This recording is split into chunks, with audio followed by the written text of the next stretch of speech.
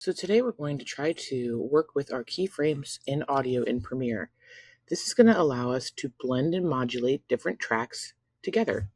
The first thing you're going to do is go to Purple Planet and look for a free song that you can download. I typed in free at the top of Purple Planet, which brought up music that's free for me to download. To download it, I just pressed the little download icon and click Download MP3. Once that's downloaded, I'm going to open Premiere and go ahead and make a new project.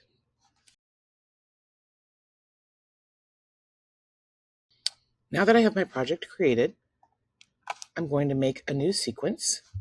I'm going to go ahead and load that audio track from my downloads folder into Premiere. And the second thing I need to put in Premiere is a video clip that has audio and video.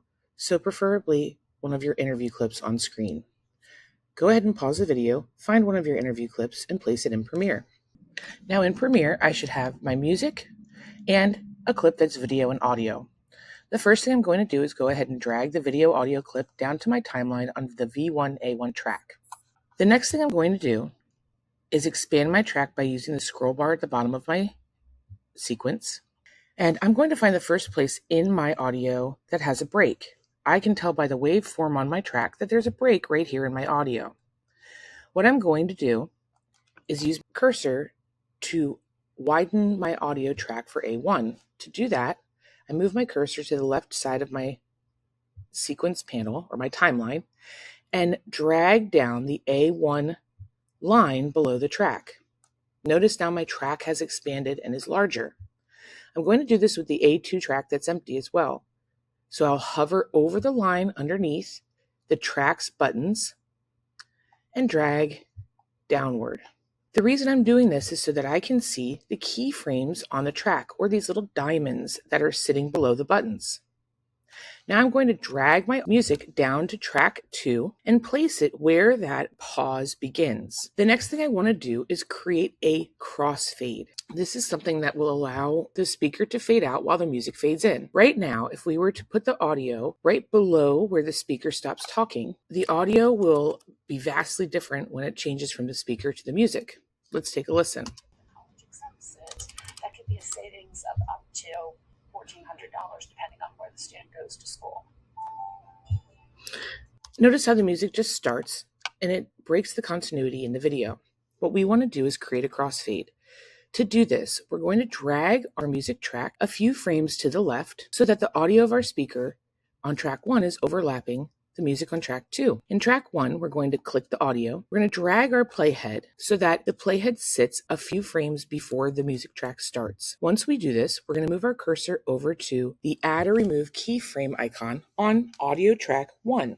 Remember, we found this icon by expanding our track and dragging downward.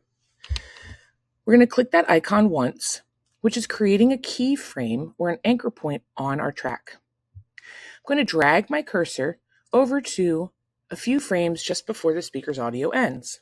I'm going to add another keyframe by clicking that diamond button. Now I'll drag the second keyframe down in the audio track.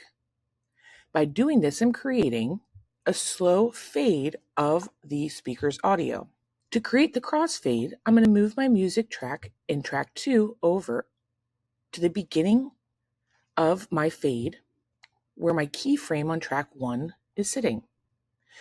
I'm going to click my music track to make sure it's selected, and I'm going to press my keyframe icon on track 2. Now I'll drag my playhead to the second keyframe on track 1, make sure track 2 is selected in audio, and press keyframe again. This time, I want the music to fade in instead of fade out like the speaker's audio.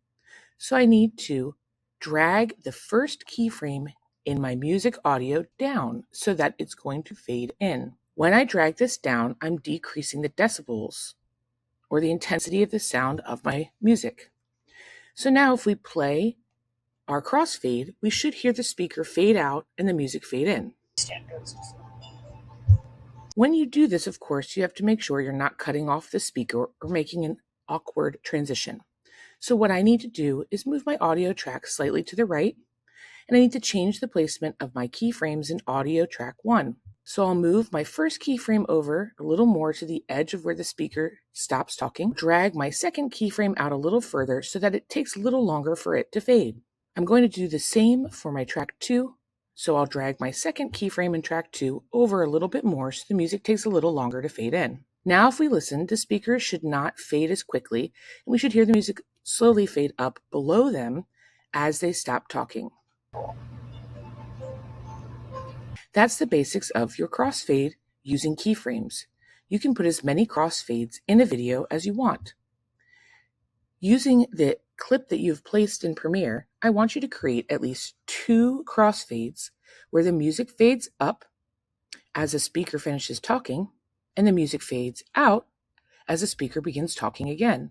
Go ahead and create your crossfades and submit the assignment to Schoology.